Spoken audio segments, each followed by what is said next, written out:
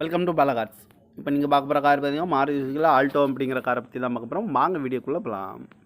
Car பார்த்தீங்கன்னா Maruti சுசுகியில் Alto model பார்த்தீங்கன்னா 2008 model.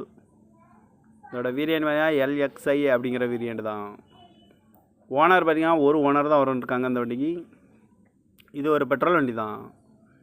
Kilometre பார்த்தீங்கன்னா 46,000 கிலோமீட்டர் தான் ரன்னிங் ஆகிருக்கு. கம்பெனி சர்வீஸ் கடவோட வண்டி இருக்காங்க. இதுக்கு இன்சூரன்ஸ் பார்த்தீங்கன்னா 29/1/2025 வரைக்கும் இன்சூரன்ஸ் எடுத்து வச்சுருக்காங்க. தேர்ட் பார்ட்டிக்கு தான் எடுத்து வச்சுருக்காங்க.